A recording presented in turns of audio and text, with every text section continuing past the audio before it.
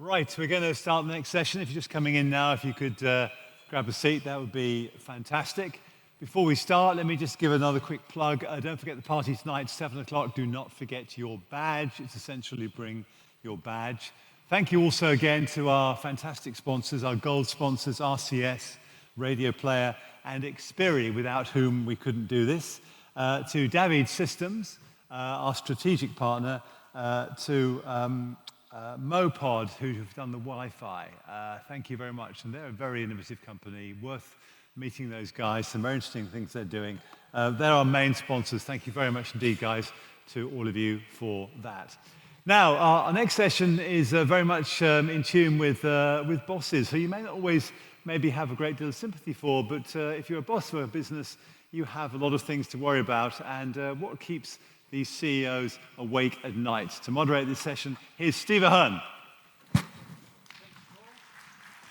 Thank you very much.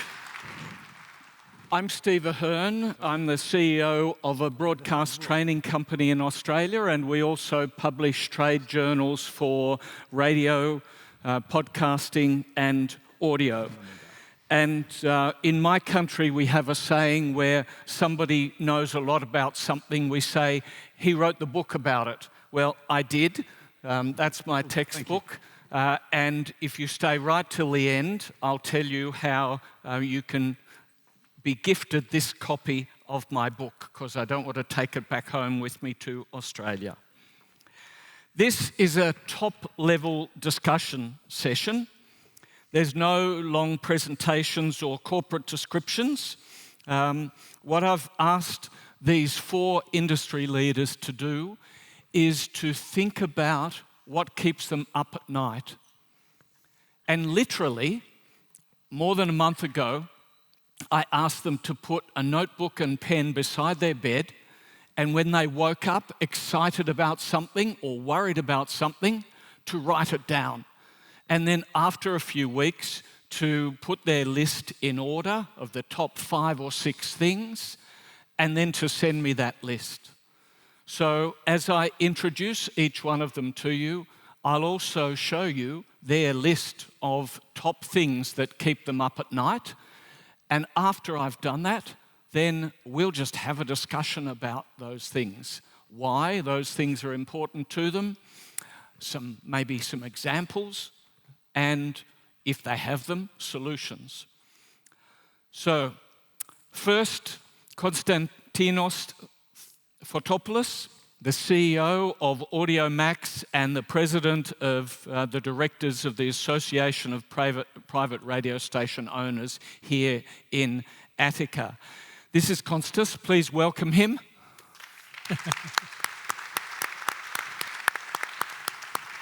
The top things that kept him up at night, number 1 was developing new radio shows. He finds that exciting.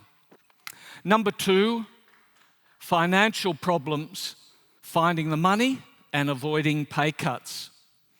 Number 3, how to manage strong personalities and the relationships within the organisation. Number 4, how to face the competition, finding creative solutions. And as we've heard here, the radio stations in this country are competitive, but across Europe they also work together. So there's a constant creative tension, as there is in so many markets. Reporting to shareholders, any of you, public companies or private companies, if you're leading one of those companies, you'll know how stressful that is. But even more stressful, Kostas told me, was meeting my deadline to get his 5 points to me. So that's Kostas. We'll come back to him soon. Let me introduce you to Baiba. Please welcome her. Baiba is the chair of the Latvian Public Radio Company, and her top points are the role of radio in future digital media ecosystems, the identity of radio, and maximising radio's impact. Secondly, visual radio. And we've heard about that, in fact, just in the last session, those podcasts, a great discussion about whether to visualise the podcasts. So Is it a fusion of genres or a threat? That's something that Baiba is thinking about. And that fusion also is a common theme that's been picked up by a couple of our CEOs. Third was developing new local music stars for radio. And I think this is something that's really important for society, and Baiba's put it on the list. Fourth, sustaining youth engagement with content in native language, so in Latvia. Stable long-term funding for public service broadcasters. Now this is again a common theme. Public service broadcasters in Europe are facing a number of questions. Funding is one of them. Mergers and combinations of the radio and the television side is another one. So that's an issue that's common across Europe.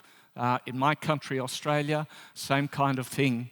Different funding system. It's Australia, there's not a license fee system, but funding for the national broadcaster is still a question.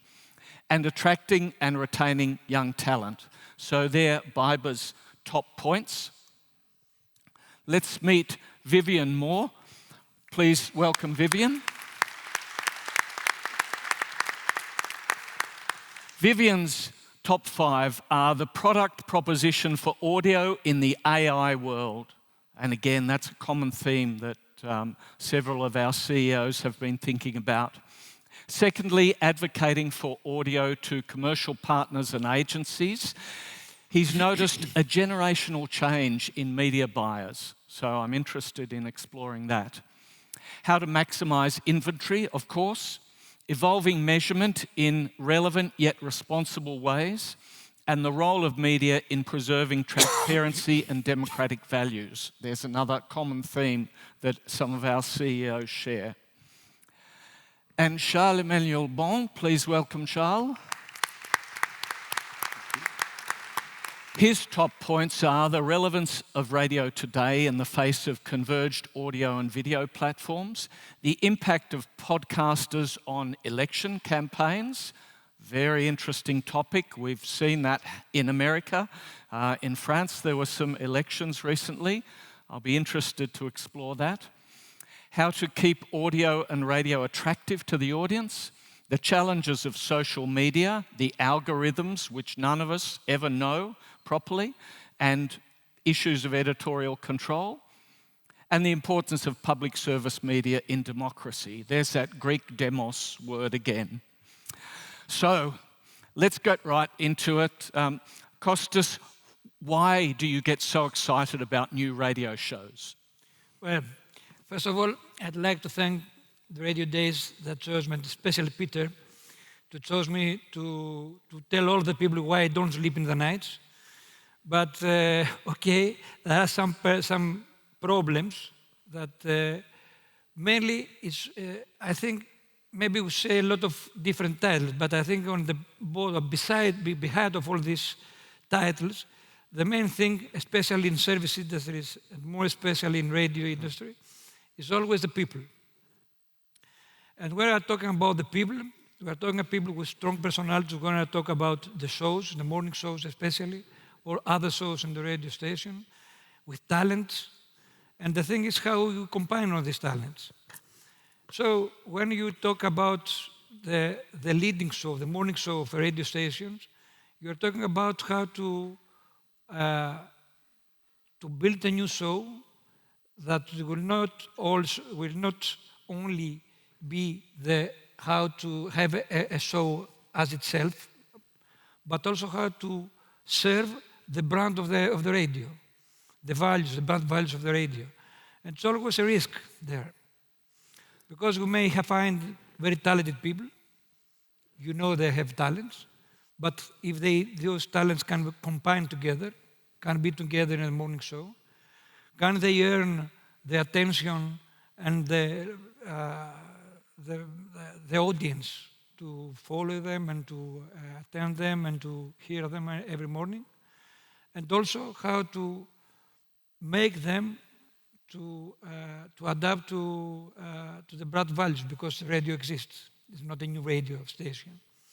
It's always, how you can, these people, the excitement is that when you have them and you have to choose them, you have to choose them because you believe in them.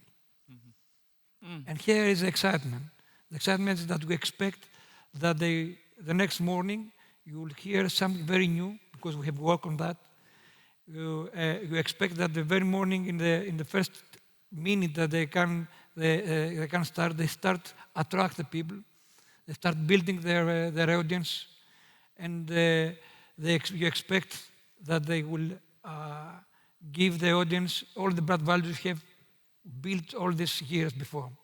Wonderful. Yeah, I think it's very exciting. It is very exciting, and that's why I wanted to start with that, because it's a reminder, just like you said to us at the opening today, and people who spoke at the opening, it's a reminder that whatever problems we're facing, this is such an exciting business that we're in, and an amazing privilege to talk to our audience and unite our society. So thank you for starting with that. And just to add another thing, because you said about the radio days. Another exciting thing is how you have so many ideas here we hear, and you listen to very interesting people, and it's very exciting how you can implement, how you can incorporate all these ideas, prioritize them, and to implement them in your businesses next day. It is very also exciting how we can do that.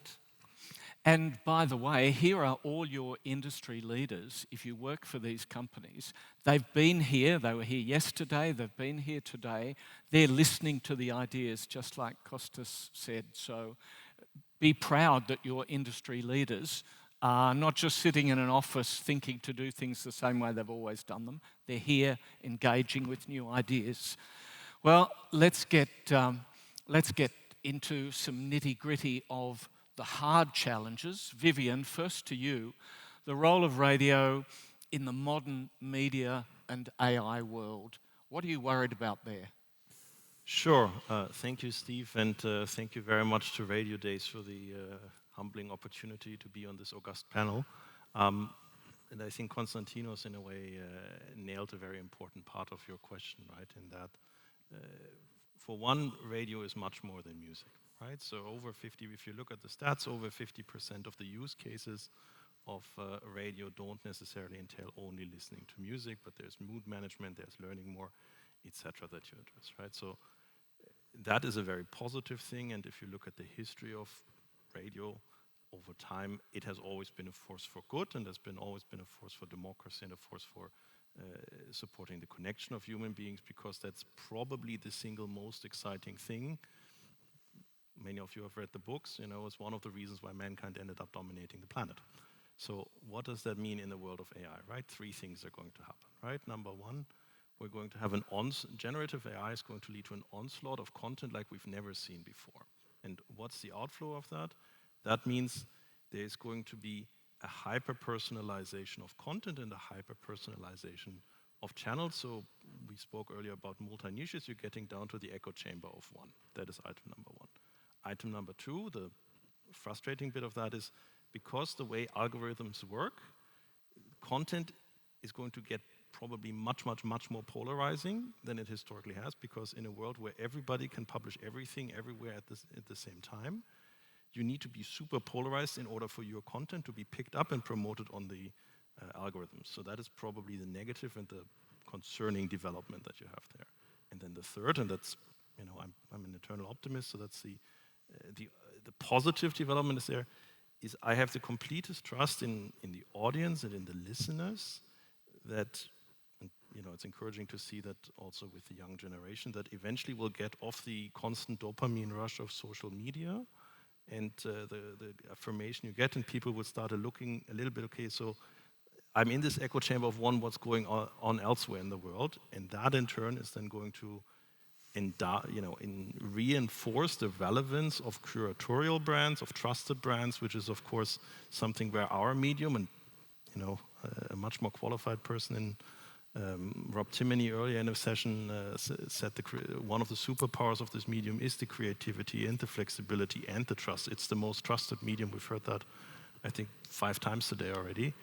that is how radio is going to stand out in this future setup. Yeah. Trust and polarization are very much key. I think in terms of polarization, AI will split, as you said, and probably people won't be listening to each other as much. And then, of course, underlying that is the erosion of trust. So these are common things that your other CEOs are thinking about too. Baiba, do you have some thoughts on polarization and trust? Yeah, let me start with a bit another idea. You said that you asked for what keeps us up at night. A month ago, you know, last few weeks has changed the world quite a bit, right? So true. So now I would say there is a bit another ideas which keeps me up at night, and really how can public media be instrumental in really giving the context, the fuller picture, so people can better understand what is the world they live in today. So I guess the role of public media, especially, and media in general, is growing day by day. And I guess another question in my mind now is how do we balance out the news and entertainment segments of our content in such historically crazy times. I would use this word. And yes, and but speaking more on my topics, like for instance, the preserving. I very much think about how we can be instrumental really in supporting our native language. And just comparing to the previous speakers on podcast, he said that North American audience is much bigger than British audience, and I believe that's totally correct. So if we speak about audience who can consume content in Latvian, we are maybe all around the world, maybe 2 million maximum, right? So this is the big, and younger audiences, they become more and more global citizens, so they use English language more and more. Also, I assume listening to those podcasts, rest is history and similar. So, so yes, and the role of media here is very important. And if we speak about younger audiences, then you know, identifying those local talents who can be the messengers, like of the language as well, and promoting local musicians who create music also in Latvian, because you know, with such a small markets, the local musicians, they also want to survive and earn some money, so they also think about you know, other markets and sing in English and stuff. So yes, that's why we are proud that we have one channel which is the most listened channel, radio channel in Latvia, which is the only channel broadcasting music only in Latvian language. So yeah, there are no easy answers on what to do, how to keep younger audiences as our loyal listeners. But I very much believe that strong personalities is essential here. You mentioned it's very important that our personalities and our shows are part of the station's brands, and this is absolutely true. But I guess there is also, you know, our strong personalities can give some new angle on how our brands develop, right? So I guess in these crazy times, I will call these times such, again, the values is basis of everything. And for public media, I guess it's a bit easier to stand very firm with those values, while commercial media has a bit more challenge here, because I mean, you need to be very open so you can earn money in all different ways. So it's not an easy question to answer. What is the, where is the line which you don't cross? Yeah. I think the trust issue, as you've pointed out, also comes down to knowing people, and that's the personality issue. We can't just be jukeboxes anymore, just playing music. We want real, authentic people, because in these days where, as you said, polarization and lack of trust, people trust people they know, and live radio broadcasting certainly means that people get to know us. What are your thoughts on that, Charles? Well, it's very interesting to hear, everything comes back to whether you trust people, but in fact, radio is one of the most trusted media if you look across, because probably voice and music really is without artificial things. And so really radio is the media of trust. And that's what is very interesting and very important today, is that, you were asking, what keeps you wake up at night, but for the last few weeks, I agree with you, it was more like we were awake and the nightmare was happening. And I think that what we used to say that democracy is about shared values, it's not even that anymore, it's about shared reality. And I think one of the really things that is important is that radio is able to bring, because it's going to share, to have a shared reality, to show what is happening on the ground, what is really happening in people's life, and we have to tell those stories, and that's a way for us to preserve democracy, and I think that's something very important. We were talking about algorithm, and there's this debate about free speech and whether media are free speech. Because, of course, social media, everybody can talk on social media, everybody can post. But the reality is that who is viewed on social media is not decided by anyone else than the one that controls the algorithm. So it's not community notes that decide whether this post is viewed or not, is the algorithm, and the algorithm is controlled, for example, by Elon Musk. And I think that's what keeps me up at night, is that how can we make sure that our citizens have a shared, not values, I think it's not the point anymore, but at least a shared reality. That what is happening on the ground, it's only one reality, but that it's perceived the same way across the population. And I think that's really very important, and that's what the role of media today. One of the things we talked about last night, I'll come to in a minute. I just wanted to add to what you just said, that listing the events is no more a way to explain what's happening, and coming back to the events in Oval Cabinet, where it required deep analysis, step by step, what each said and what it meant and stuff. So I very much agree that social network, those short, easy fix kind of answers, is really a super big challenge, and not only for people who consume only social media content, but also for people who want to understand.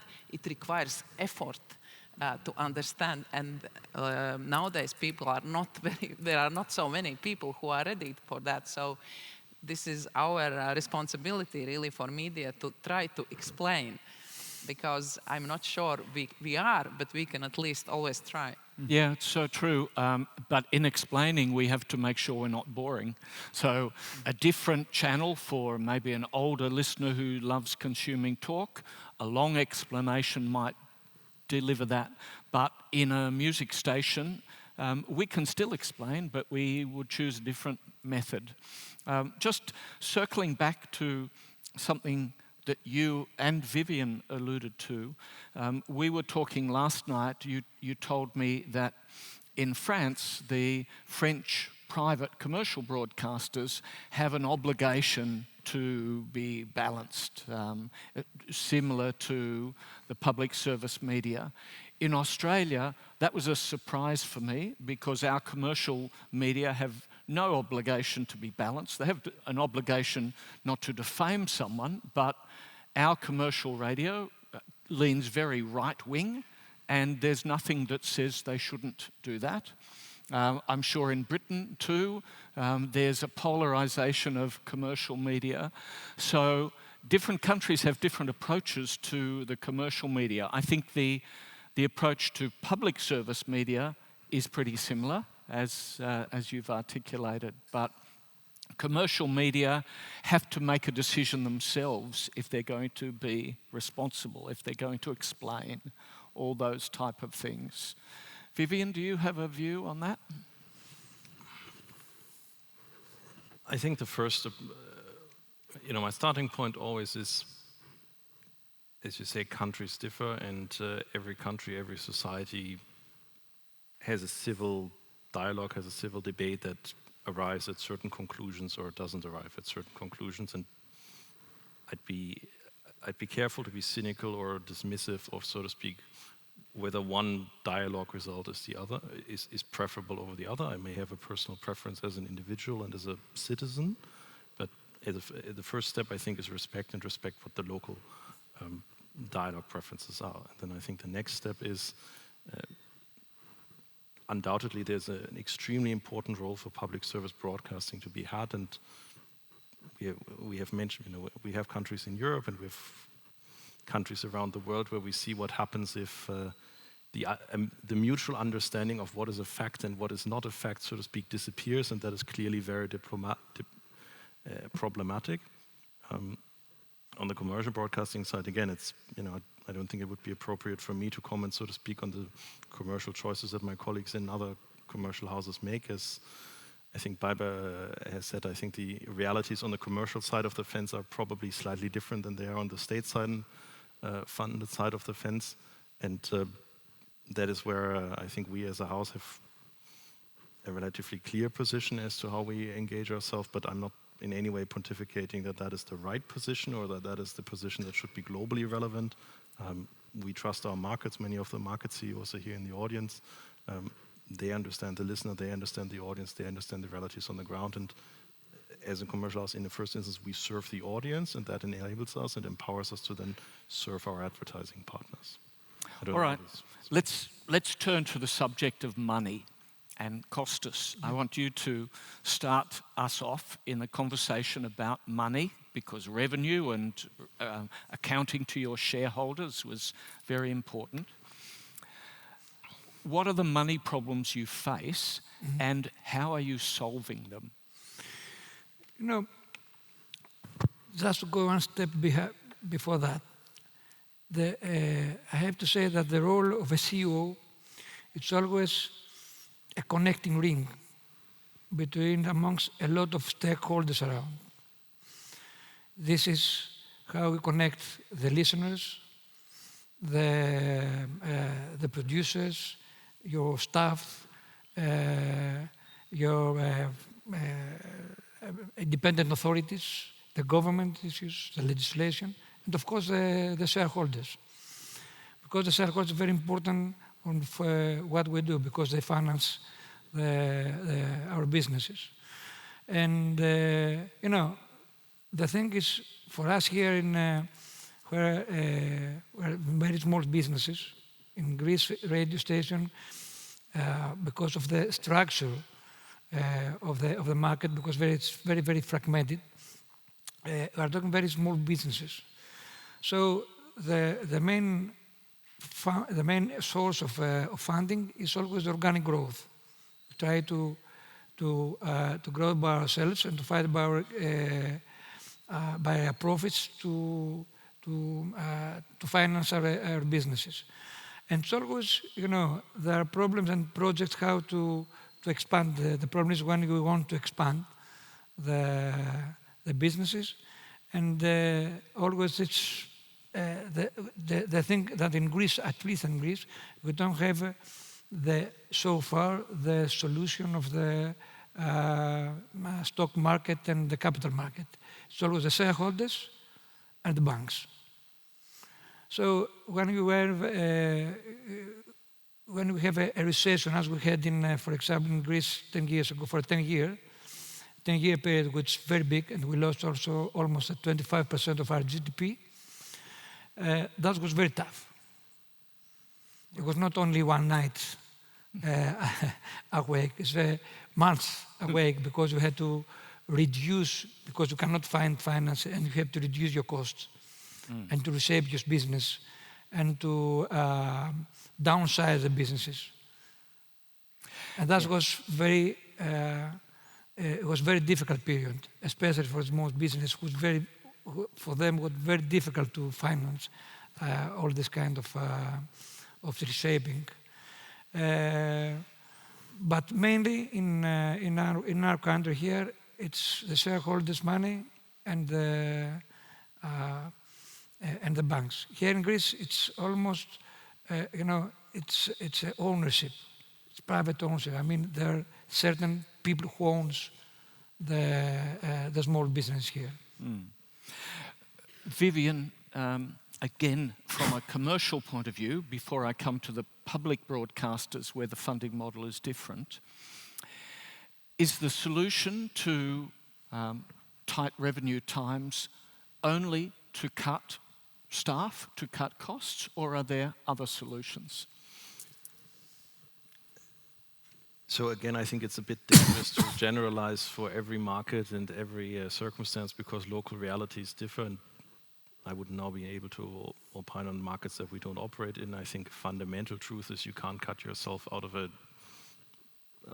challenging situation. You can do that for a couple of years, but ultimately your commercial success depends on how well you respond to your audiences and how well your product resonates, and that product resonance will then enable you to succeed on the advertiser side, which will enable you to then realize, at least in our instance, that's our single most important revenue stream on the advertising side. So, and then if you have a great product, and I'm sure in the other room they're talking about it right now, right? We have fantastic examples in the group where you are able to then start building subscription and events business, etc. So more on the direct consumer side of the business, etc. So the short answer to your question, probably, the short generalist answer to your question is no.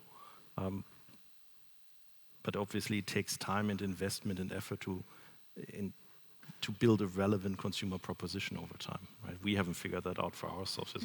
We've been at it for a few years.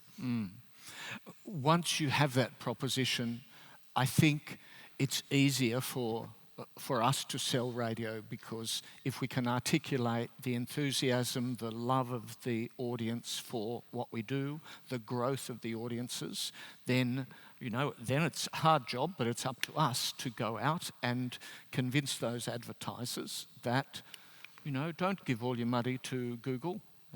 We've got a unique product here. Revenue from a public service point of view.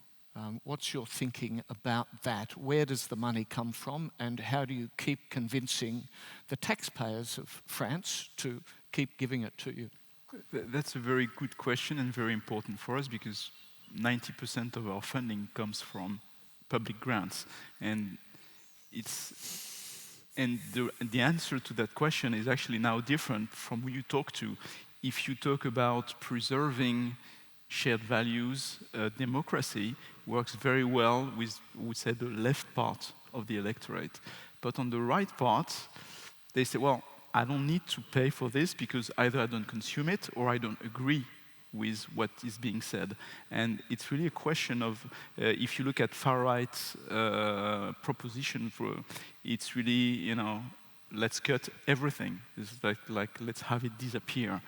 So I think for us, it's a question of articulating how public media is a question of sovereignty for a country. It's a sovereignty in culture. It's, where else are you going to hear local music, local talent? That's very important, and that's cultural sovereignty is really part of the fabric of any society, but it's also a question of economic sovereignty. I was with all those wonderful conferences in RadioDays. We had the opportunity to listen to Spotify saying, come to us and we will monetize your content. And it will be just one-stop shop, and what's in for the creators, what's in for people taking risk, if there is no sovereign part in any country, and I think that's the role of public service, and that's what we say to the more right-wing part, is that it's not only a question of sharing values and sharing realities, it's also a question of sovereignty, and I think that's where it's a very important investment. And Baiba, you've already touched on that: language, music, the enthusiasm of youth for their own culture and their own language. So you and Charles are on a similar line to that, but would you add anything else? Yes, I guess, again, coming back to the small countries, I guess apart from thinking about public media, commercial media as competition, we also, need to think as, as a bunch of media producing content in local language, in Latvian language. So there are quite many global players who invest heavily in creating really great content, which also people in Latvia are ready to use, to consume in English language. So I guess the question of aggregating the all local content in some way on digital platforms on such.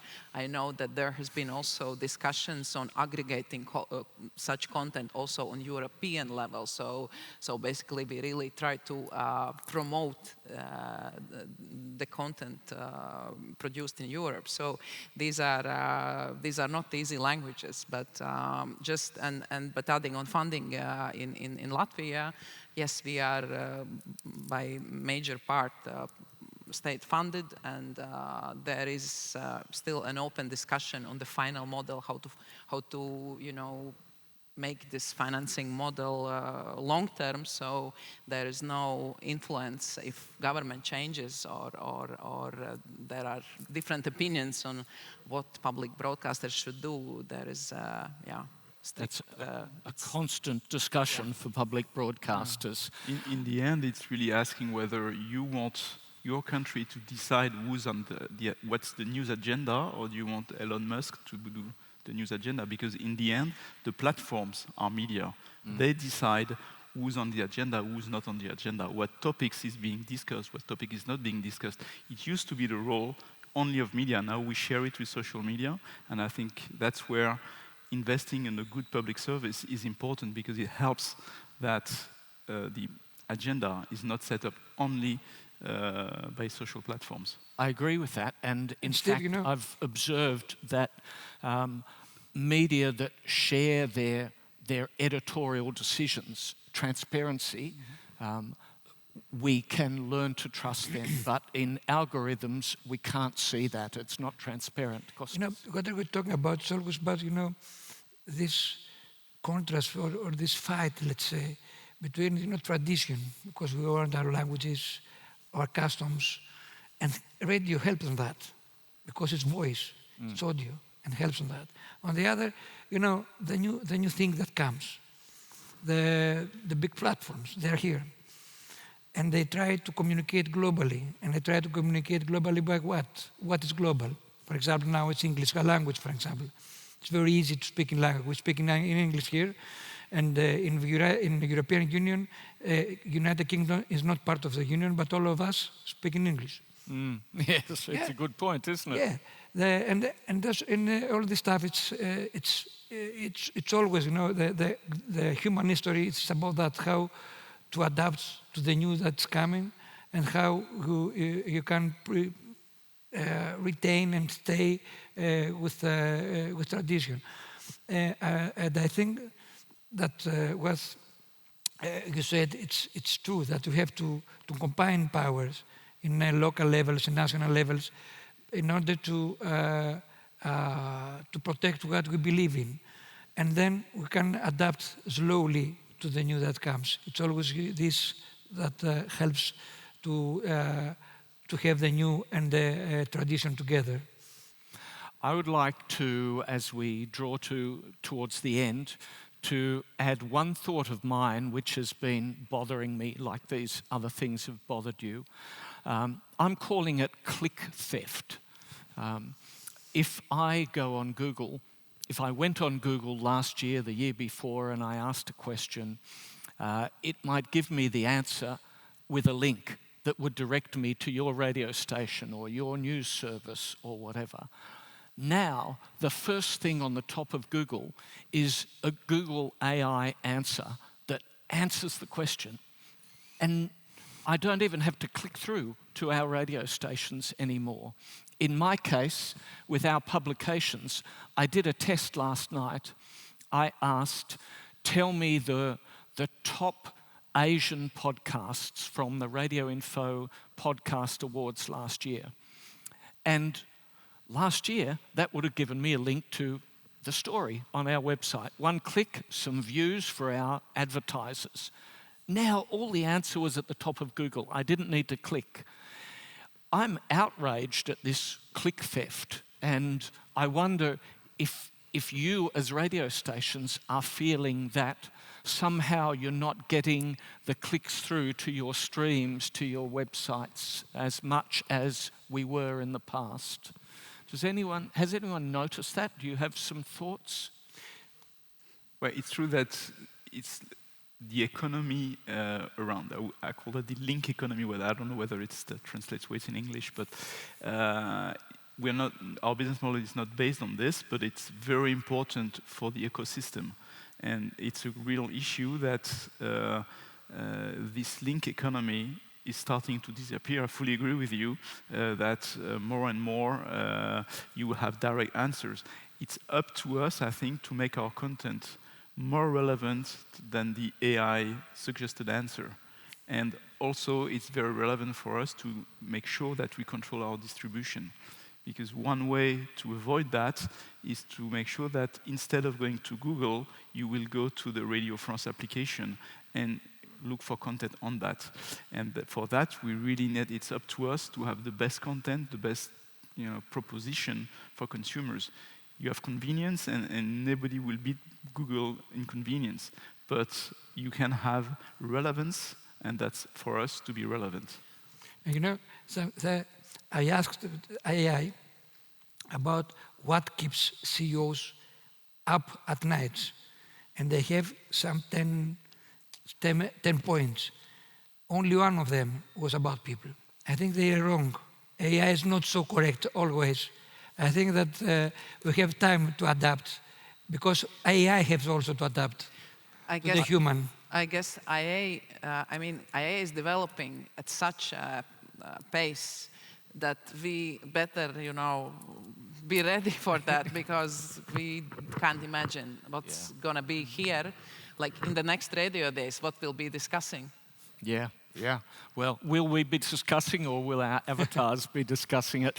But I love that point, and it's beautifully circled round to the people side of things that we began with. So thank you, Kostas. Please thank all of our CEOs here. Thank you very much. If you see them in their offices looking worried, now you know what they're worried about. And I promised that I would tell you how you could get the book. The first one who has a training academy or organization within their company who comes up to me and gets to me first, I will give them my book. Thank you very much. That's a good offer. Steve and your guests, thank you very much indeed. Thank you, sir. I hope you all sleep well tonight after that. Yes. Thank you very much indeed. Right, we have a half-hour coffee break now, and then it's going to be about the role of news broadcasting in podcasting.